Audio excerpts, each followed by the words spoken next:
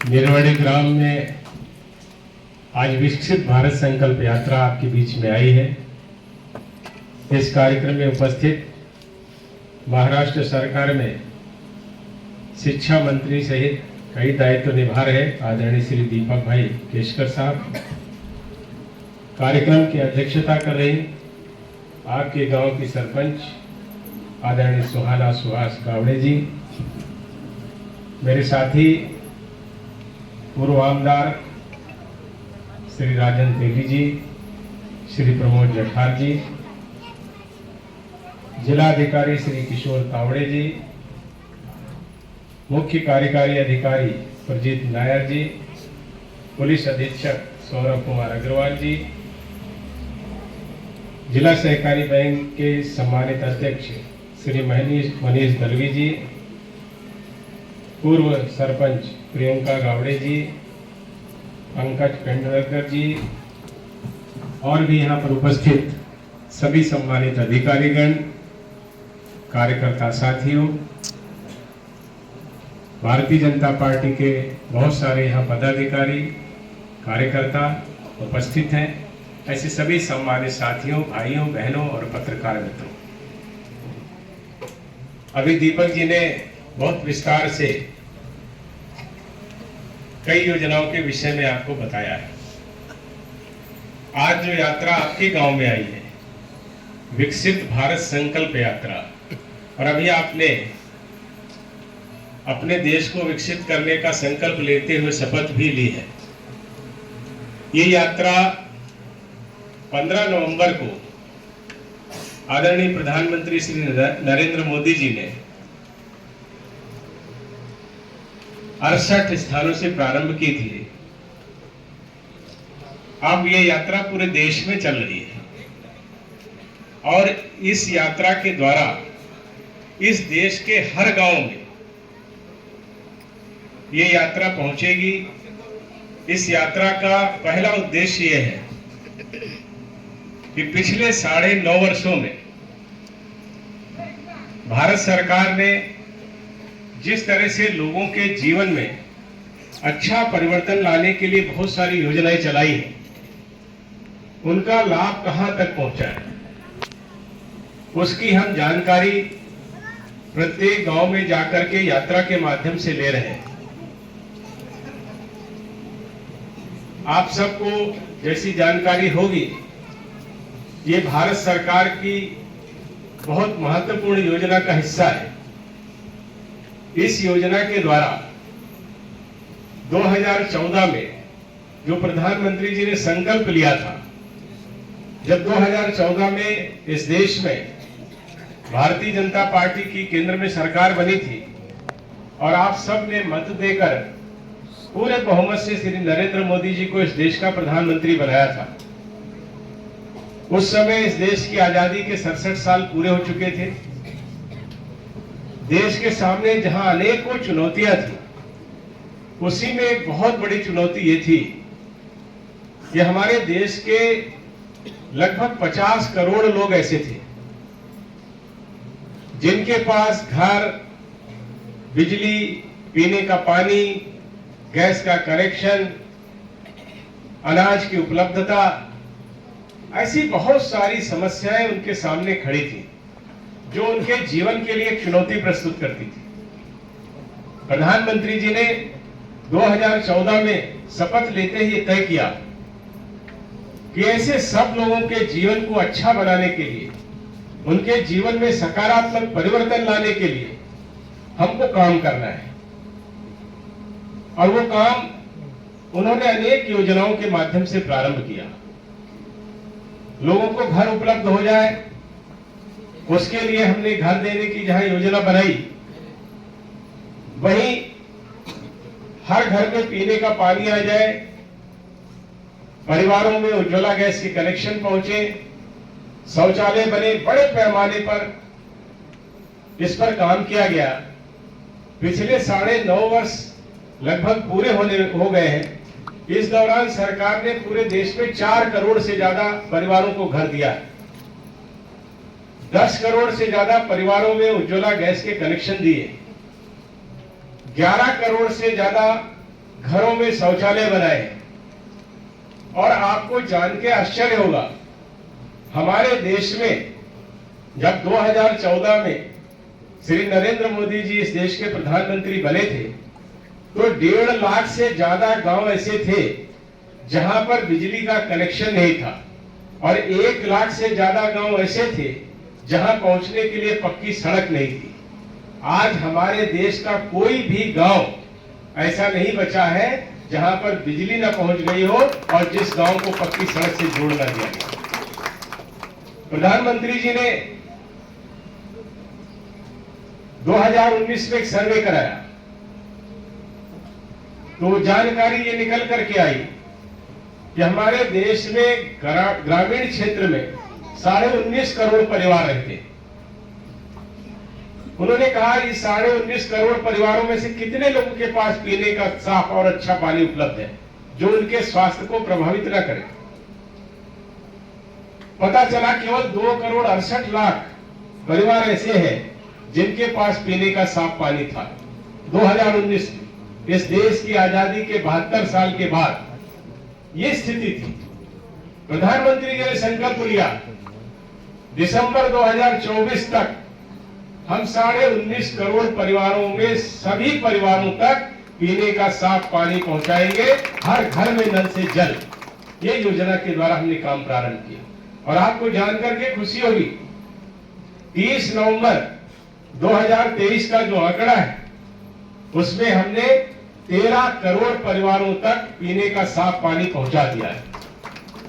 आप याद करिए, 2019 में 2,68,00,000 और 30 नवंबर 2023 को 13 करोड़ से ज्यादा, मतलब 72 साल में पीने का साफ पानी मिला था 2,68,00,000 परिवारों का। हमने 4 साल में 10 करोड़ से ज्यादा परिवारों को पीने का पानी पहुंचाया। ऐसे अनेकों जो योजनाएं चलाई गई, जैसे मैंने कहा इस यात्रा का उद्देश्य क्या है, ये आपके गांव में आई है। कई गांवों में इसको कहते हैं कि मोदी की गारंटी वाली गाड़ी। नाम इसका, हमारा जो नाम है वो हमने इसको दिया है विकसित भारत संकल्प यात्रा। यानी इस देश के सब लोग ये संकल्प ले कि हमको अपने देश को विकसित बनाना है।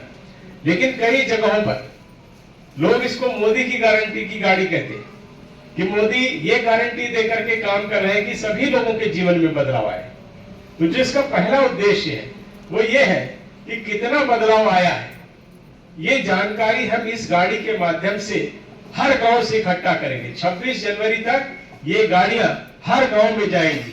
ऐसी 3,000 से ज्यादा वैन पूरे देश में चल रही है, जैसे आपके गांव में एक वैन आई। इससे हमको जानकारी होगी। जो दूसरा उद्देश्य हमारा पूरा होगा इससे, दूसरा उद्देश्य ये है कि पहला उद्देश्य कितने लोगों को लाभ पहुंचा, दूसरा उद्देश्य ये है कि अभी कितने लोग बाकी हैं जहां तक इन योजनाओं को पहुंचाने की जरूरत है। कितने लोगों के जीवन में अभी जितना परिवर्तन आना चाहिए था नहीं आया। दूसरा हमारा यही उद्देश्य है कि इसके द्वारा हम ये जानकारी करें कि अभी कितने लोग ऐसे शेष हैं।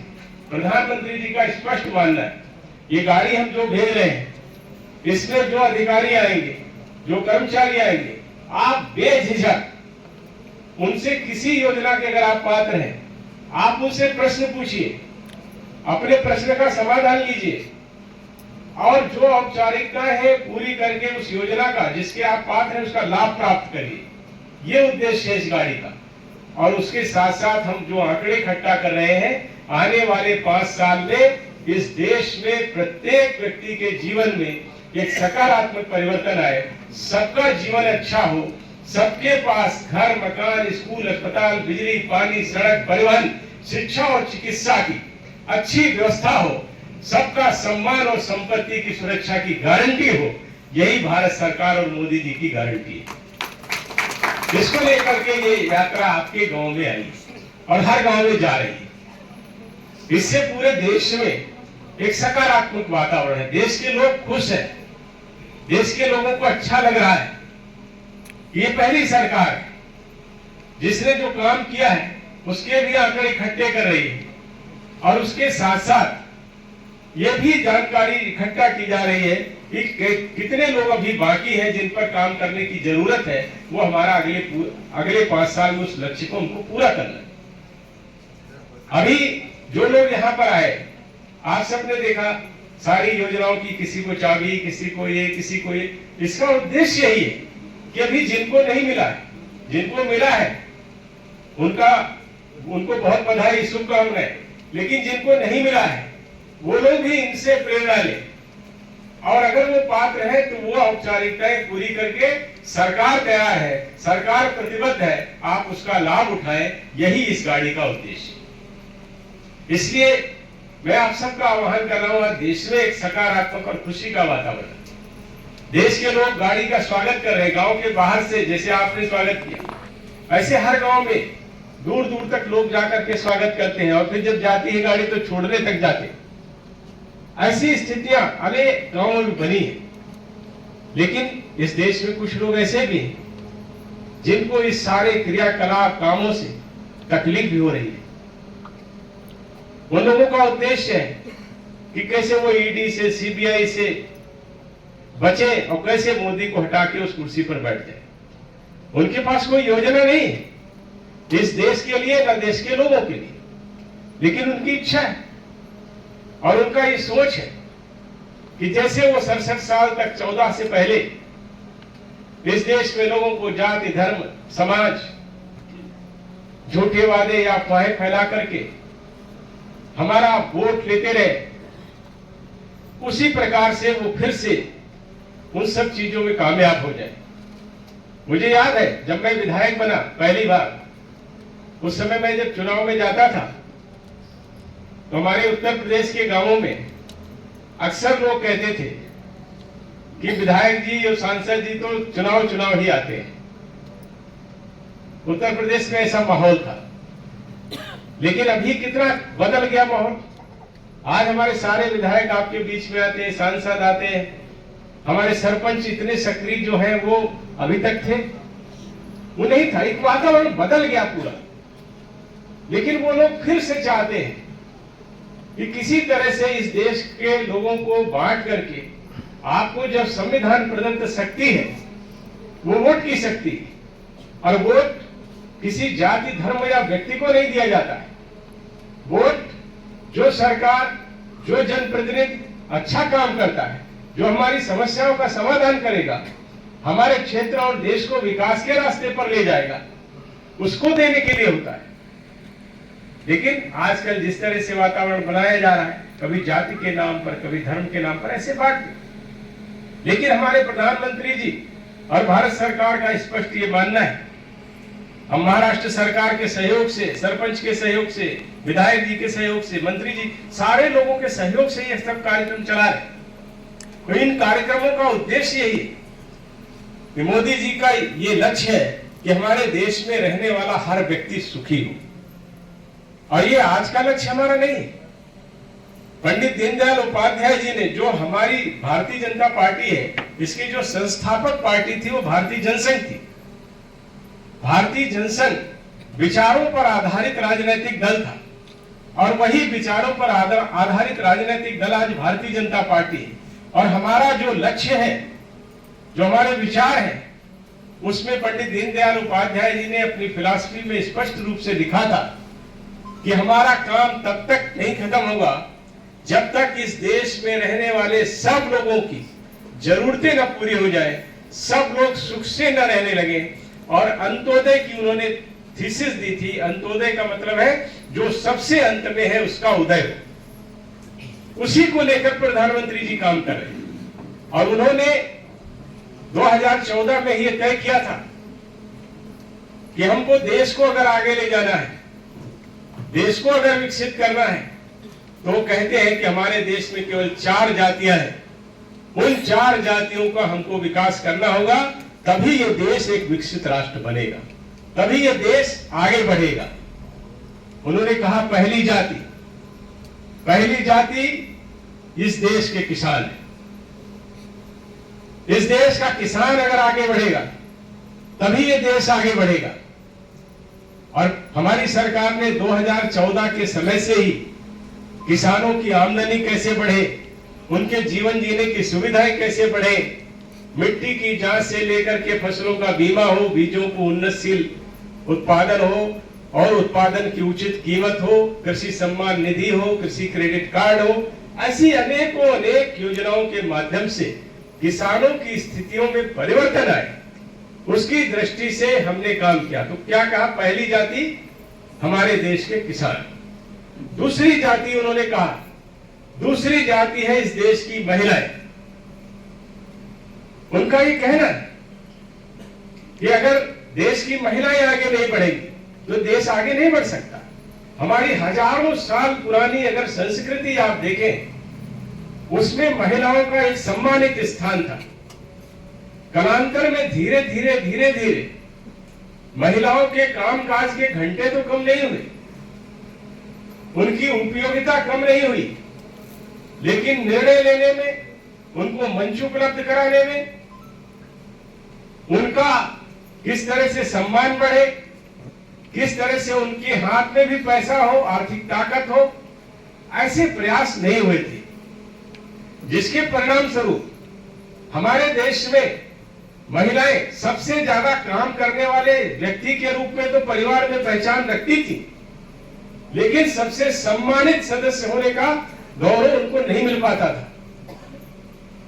प्रधानमंत्री जी कहते हैं, और ये एक अंतरराष्ट्रीय रिसर्च भी है, कि कोई भी देश, कोई भी परिवार, कोई भी समाज, कोई भी गांव तब तक विकसित नहीं हो सकता जब तक उसमें रहने वाले 60% लोग कम से कम 10 घंटे काम ना करते।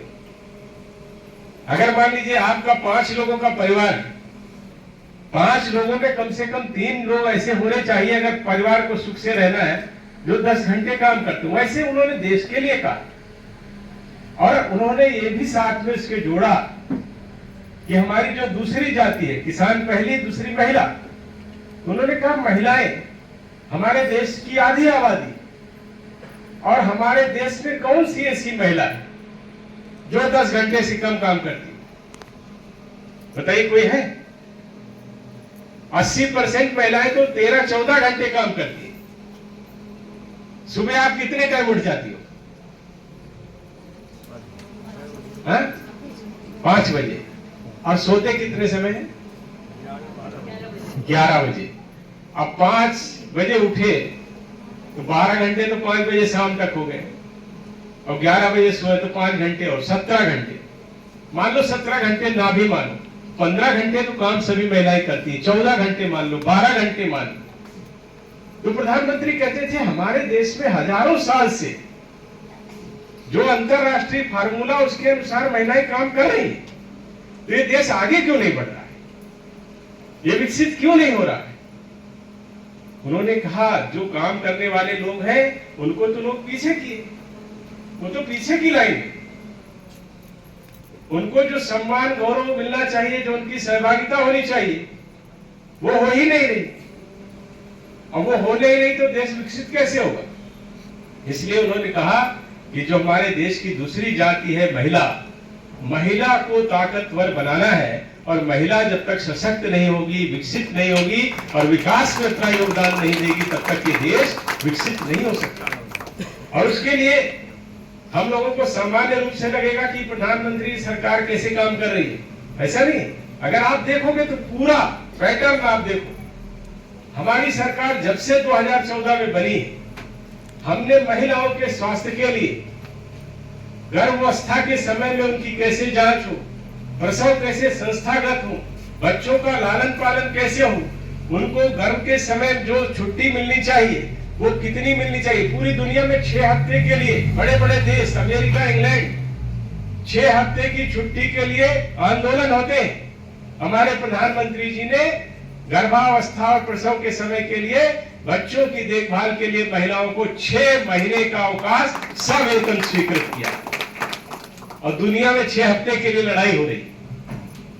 ये उनकी देखभाल कैसे हो, दवाएं कैसे मिले, नियमित जांच कैसे हो, बच्चों का टीकाकरण कैसे हो, महिलाओं की, बच्चों की मृत्यु दर को कैसे कम किया जाए, ये उन्होंने कहा। ये इस समय तत्काल इसका प्रभाव नहीं दिखता, लेकिन ये आने वाले 25, 50, 60 साल तक इसका प्रभाव रहता है। जो बच्चा कुपोषित हो जाएगा, जो महिलाएं कमजोर हो जाएंगी, वो कैसे आगे देश बढ़ेगा। उन्होंने उस पर से काम शुरू किया। वो आंगनबाड़ी से लेकर के आशा बहुएं हो या हमारी चिकित्सा की सुविधाएं हो, नियमित जांच हो, कैसे उनका पोषण हो, बच्चों का पोषण हो, उस पर काम किया। वही महिलाओं की शिक्षा की बात, महिलाओं को सम्मान कैसे मिले, इस पर प्रधानमंत्री जी ने गहन चिंतन किया। उन्होंने कहा महिलाएं काम सबसे ज्यादा करती हैं, लेकिन उनके हाथ में चूंकि पैसा नहीं आता, इसलिए उनका सम्मान जो होना चाहिए नहीं होता है। ऐसे हम जानते हैं कि हमारा कोई भी परिवार हिंदुस्तान का हो, केंद्र में हमेशा महिला होती है। हमारी माँ हो, हमारी पत्नी हो, हमारी बहन हो, बेटी हो, बहू हो, केंद्र में महिला ही होती। उसी के आसपास सारा परिवार चक्कर काटता है, लेकिन वो रहती सबसे पीछे। प्रधानमंत्री ने कहा कि ऐसे योजनाएं बनाई जाए जिसमें महिलाओं को ज्यादा से ज्यादा सम्मान प्राप्त हो। उन्होंने कहा राशन कार्ड हो, घर देना हो, शौचालय देना हो, मुद्रा लोन देना हो, सब जगह पर महिलाओं को आगे रख के हम कोशिश ये करें कि ज्यादातर जगहों पर जो ऐसी सुविधाएं देनी है, महिला का नाम ही मुखिया के तौर पर लिखा जाए। उसका परिणाम हुआ कि आज एक बदलाव आया है। पहले इतनी महिलाएं किसी बैठक में नहीं आती थी, क्यों दीपक जी? आती थी। आज महिलाओं की संख्या पुरुषों से ज्यादा है। ये परिवर्तन आया है। उन्होंने एक बहुत छोटी योजना थी, उस समय हमारे विरोधियों ने बड़ा उसका विरोध किया था, जनधन योजना। वो कहते थे बैंक में खाता खोलने से क्या होगा। जब हम लोगों की आपस में बात होती थी, प्रधानमंत्री जी ने बताया, कहने लगे हमारे देश में 80% महिलाओं ने बैंक का मुंह नहीं देखा है। 2014 से पहले यह स्थिति थी। आज 50 करोड़ से ज्यादा खाते खुले हैं और उसमें 70% से ज्यादा खाते महिलाओं के। ये परिवर्तन आया। इसलिए उन्होंने कहा ये दूसरी जाति है महिला। महिलाओं को आगे बढ़ाना है। उनको जहां घर में सम्मान मिले वहीं रोजगार में भी वो आगे आए। मुद्रा लोन के माध्यम से बहुत सारी महिला उद्यमी तैयार हुई। अभी स्वयं सहायता समूहों की बहनों को यहाँ पे सर्टिफिकेट दिया गया। अभी दीपक जी ने जिक्र किया ड्रोन दीदी का। ऐसे सभी स्वयं सहायता समूहों को आने वाले समय में ड्रोन के माध्यम से, इसमें दोनों जातियों का फायदा है, किसानों का भी, महिलाओं का। जो दो जातियों का भी मैंने जिक्र किया, पहली जाति किसान, दूसरी महिला। उन्होंने कहा ड्रोन दीदी, ऐसे 15,000 स्वयं सहायता समूहों को हम ड्रोन देने जा रहे हैं। ये ड्रोन फ्री दिया जाएगा और ऐसी दीदियों को ट्रेनिंग देकर के भी वो गांव में ड्रोन के द्वारा खेती किसानी में मदद कर सके और अपने समूह की आय को भी बढ़ा सके, उसके लिए भी सरकार काम कर रही है। किसानों को जहां अभी हम दवा छिड़कते हैं जो पेस्टिसाइड है, तो पूरे खेत पे छिड़कते हैं। जब ड्रोन दीदी बताएगी दे करके कि उसका फोटो आएगा कि कहां पर फसल खराब है, तो जहां आप पूरे खेत पे डालना है तो 1 लीटर का खर्चा है, और खराब फसल केवल 2-3 जगह है, वो 100 ml में हो जाता, 100 मिलीलीटर में, तो 900 मिलीलीटर का पैसा बचेगा कि नहीं बचेगा अगर ड्रोन से आप जांच करा लेंगे। फसल कहां खराब हो रही है आपको व्यापक जानकारी होगी। फसल बीमा के लिए इंतजार नहीं करना पड़ेगा, ड्रोन के द्वारा ही फोटो सीधे बैंक को जाएगी।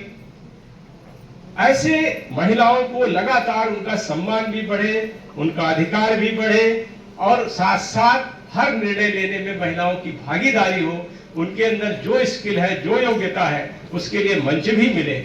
ये हमारी सरकार का प्रयास है। तीसरी जाति उन्होंने बताई, अभी आपकी सरपंच ने उसका जिक्र भी किया, वो युवा है, तो उन्होंने युवाओं के लिए कहा। तीसरी जाति जो प्रधानमंत्री ने बताई, पहली किसान, दूसरी महिला और तीसरा हमारे देश के नौजवान, युवा और नौजवान।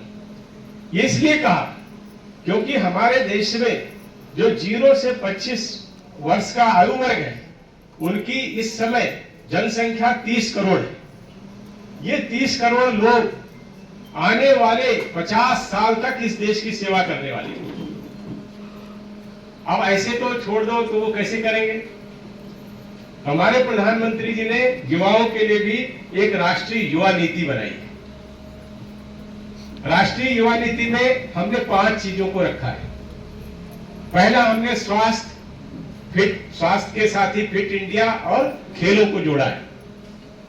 दूसरा जो हमारा लक्ष्य है वो युवाओं को शिक्षित और स्किल्ड करना है। तीसरा हमारा जो युवाओं के लिए लक्ष्य है रोजगार और उनकी क्षमता और योग्यता के अनुरूप उनके लिए काम को ढूंढना है। चौथा युवाओं के लिए जो लक्ष्य है हमारी राष्ट्रीय युवा नीति में वो सामाजिक न्याय है। और पांचवा और सबसे महत्वपूर्ण लक्ष्य प्रधानमंत्री और भारत सरकार ने तय किया है कि हमको युवाओं को डेवलपमेंट और नेतृत्व क्षमता भी उनके अंदर विकसित करनी है।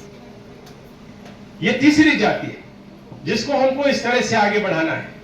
खेलों की का जिक्र उन्होंने किया। हमने खेल के लिए बहुत सारे परिवर्तन 2014 के बाद ही किए। गांवों में खेल के मैदान हो, छोटे स्टेडियम नए पंचायत के स्तर पर बनाने हो, बड़े जो स्टेडियम थे उनका उच्चीकरण करना हो। उसके साथ साथ खेलो इंडिया और फिट इंडिया के माध्यम से हमने पूरे देश में 4600 से ज्यादा खिलाड़ियों को भी चिन्हित किया। उन खिलाड़ियों को हम लगातार ट्रेनिंग भी दे रहे हैं और हर खिलाड़ी पर 6,25,000 रुपए भारत सरकार प्रतिवर्ष खर्च भी करती है। उसका उद्देश्य है उनकी ट्रेनिंग लगातार हो, उनके अंदर जो खेल की योग्यता है उसको भी हम लगातार विकसित करें। साथ ही साथ 370 ऐसे एथलीट हैं जो राष्ट्रीय और अंतरराष्ट्रीय पर अच्छा प्रदर्शन कर रहे हैं। उनके लिए हम लोगों ने ये योजना बनाई है कि उनको देसी ट्रेनर, विदेशी कोच, विदेशों में ट्रेनिंग, ऐसी सारी चीजों की उपलब्धता कर रहे हैं और उसके परिणाम अब दिखने भी लगे हैं। आप सबने देखा होगा कि 2021 के समय में जो ओलंपिक हुआ, हमारा टोक्यो का ओलंपिक था 2021 में, वो ओलंपिक का सैकड़ों साल का इतिहास है, लेकिन उस इतिहास में सबसे ज्यादा पदक ओलंपिक में पहली बार भारत को 2021 में मिले। लेकिन ये केवल एक अचानक हुई घटना नहीं थी, ये सस्टेनेबल था। उसके बाद आपने देखा होगा कॉमनवेल्थ गेम हुए, उसमें हमको 61 पदक मिले। उसके बाद अभी एशियन गेम खत्म हुए, वहां पर हमको 107 पदक मिले और 2024 के पेरिस ओलंपिक में भी हम शानदार प्रदर्शन करने जा रहे हैं। इसकी भी पूरी तैयारी भारत सरकार ने की। ये युवाओं को आगे बढ़ाने की नीतियां। दूसरी उनकी शिक्षा के लिए लगातार हमारी कोशिशें हैं कि युवाओं को अधिक से अधिक ऐसी शिक्षा दी जाए। उनको इंजीनियरिंग और कानून की शिक्षा, मेडिकल की शिक्षा और उसके साथ साथ किसी चीज में विशेषज्ञता है तो उस पर भी हम काम कर रहे हैं। साथ ही साथ जैसे मैंने बताया सामाजिक न्याय, रोजगार के लिए भी मुद्रा लोन का भी हमारा एक साथी यहाँ बैठा था, वो बैठा है, आर्टिस्ट है, मुद्रा लोन दिया गया। मुद्रा लोन हमने इस देश में 40 करोड़ से ज्यादा बांटे। 40 करोड़ से ज्यादा युवा मुद्रा लोन लेकर के, सरकारी नौकरी तो केवल 2 करोड़ होती है पूरे देश में। सरकारी नौकरी सब लोगों को नहीं मिल सकती। अंग्रेजों का एक समय था कि वो सरकारी नौकरी इसीलिए बनाते थे कि उनको सरकारी नौकरी मिल जाए, उनका कामकाज वो बाबू की तरह निपटाते रहे और उसके बाद काम खत्म। तो पहले एक समय था लोग कहते थे कि अरे हम बीए पास हो गए, नौकरी नहीं मिल रही, एमए पास, क्योंकि अंग्रेज लोग यही पार्टी बना के गए।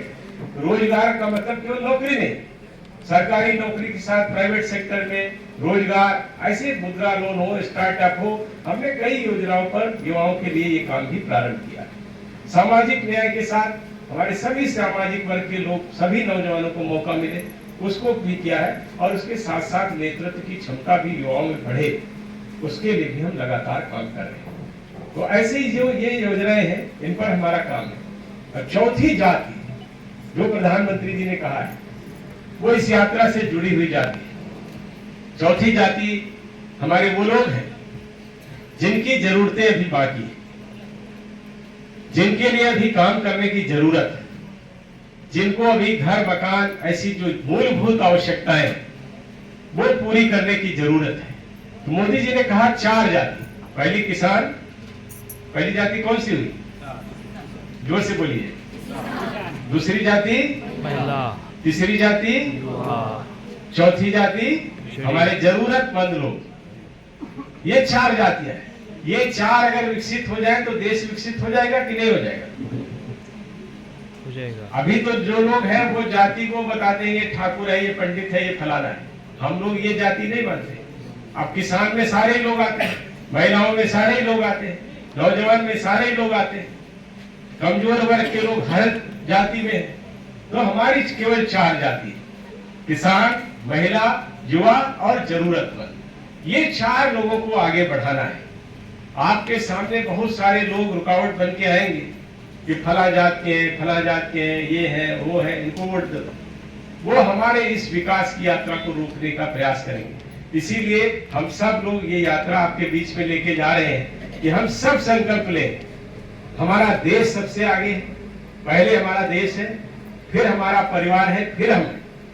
और इसीलिए संकल्प लेकर के इस देश को कैसे विकसित राष्ट्र बनाना है, कैसे देश के सब लोगों को सुखी करना है और कैसे दुनिया में भारत का सहयोग बढ़े, उस दृष्टि से हमको काम करना है।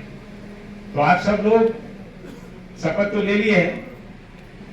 कुछ लोग ऐसे तो नहीं है जो शपथ के हिसाब से देश को आगे नहीं बढ़ाना चाहते, ऐसे लोग तो नहीं है। अगर कोई ऐसा हो तो हाथ उठाओ। नहीं है। अच्छा, जितने लोग देश को विकसित करना चाहते वो हाथ उठाओ।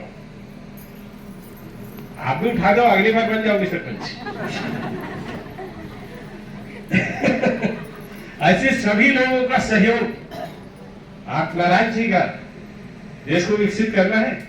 सरपंच वर्पंच तो बात की बात होती है, अब मंत्री बने न बने, लेकिन हमारे देश को आगे बढ़ाने के लिए हमारा योगदान होना चाहिए, है कि नहीं सरपंच साहब, बताइए। तो ऐसे सब लोग अगर हम मिलजुल करके काम करेंगे तो निश्चित रूप से हमारा देश भी आगे बढ़ेगा और देश के हमारे सब लोग सुखी हो, देश की सीमाएं सुरक्षित हो, देश का सम्मान पूरी दुनिया में हो। उस दृष्टि से हम सबको काम करने की जरूरत है। आप सब ने मुझे बुला करके जो यहाँ आदर और सम्मान दिया, उसके लिए मैं आपका हृदय से आभारी हूँ और आप सबको बहुत बधाई और शुभकामनाएं देता हूँ। साथ ही साथ राष्ट्र के विकास के लिए आप सब लोग आगे आए, अपना योगदान दें, ऐसा मैं आपका आह्वान करता हूं। हमारी सरकार, हमारे प्रधानमंत्री, हमारे मंत्री, हमारे विधायक, हमारे सरपंच, सभी लोगों का एक ही संकल्प और प्रतिबद्धता है कि इस देश को विकसित करना है और देश के सभी लोगों के जीवन में सकारात्मक परिवर्तन लाना है। आप सबका बहुत बहुत धन्यवाद।